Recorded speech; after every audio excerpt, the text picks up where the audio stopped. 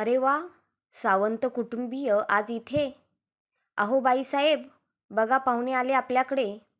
आनंदाने हसत वसंतराव नितीन सावंत कुटुंबाकडे पाहत म्हणाले, या शुभ दीपावली. काकूही हसत बाहेर आल्या आणि सावंतांना शुभेच्छा दिल्या. कसे आहात बाबा? आई, तुम्ही कशा? नीताने विचारले. आम्ही मजेत, मस्त चाललंय आमचं. घे फराळ घे. काकूंनी फराळाचे ताट समोर ठेवले. आय्या, तुम्ही केलात? कसे जमते हो तुम्हाला?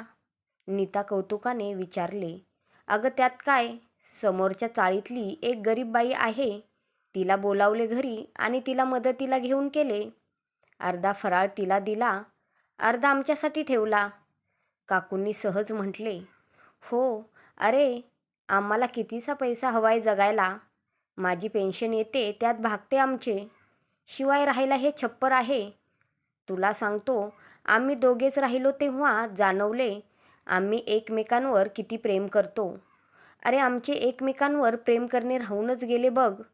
सकाळी आरामात उठतो, मस्तपैकी फिरायला जातो, मनात येईल ते खातो आणि ही बघ दिवसभर पाहिजे त्या सिरियल पाहत बसते.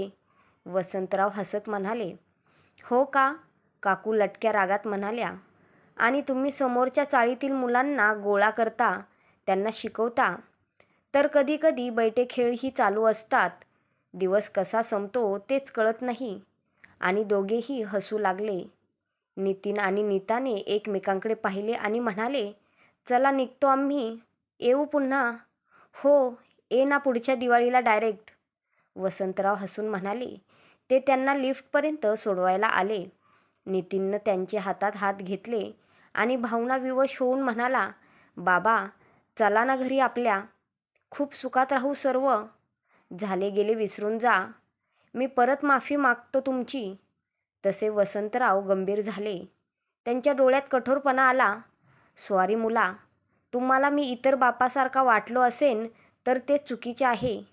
असे काही पुढे घडेल याची कल्पना करूनच मी घर माझ्याच नावावर ठेवले आणि तुम्हाला घराबाहेर काढले.